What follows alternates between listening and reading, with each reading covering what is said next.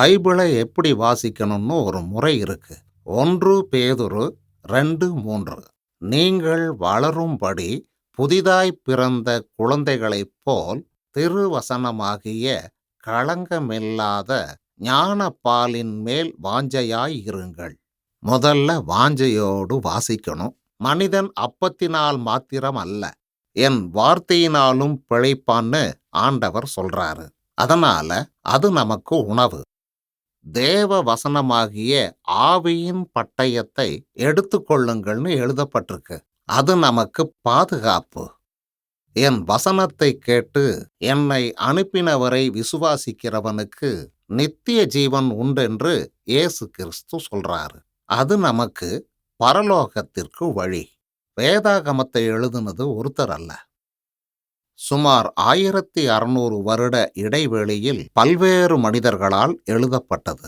ஆனால் அதன் கருப்பொருளும் கருத்தும் ஒற்றுமையாய் இருக்கும். மோட்சே போன்ற தீர்க்கதரிசியும், எஸ்ரா போன்ற ஆசாரியர், தாவீது போன்ற அரசர்கள், தானியேல் போன்ற அமைச்சர்கள் பழைய ஏற்பாட்டை எழுதினாங்க.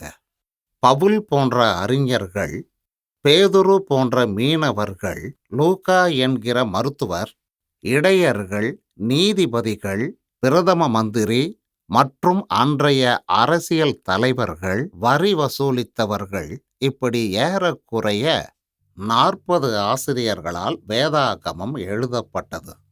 பரிசுத்த ஆவியானவரே இவங்க மேல நிறைஞ்சு எழுத வச்சாரு.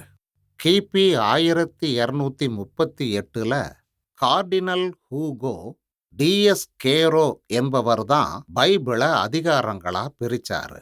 கிபி 1551 ராபர்டஸ் ஸ்டெஃபனஸ் என்பவர்தான் வசனங்களா பிரிச்சாரு. பொதுவா வேதாகமத்தை 75 மணி நேரத்துல படிச்சு முடிக்கலாம்.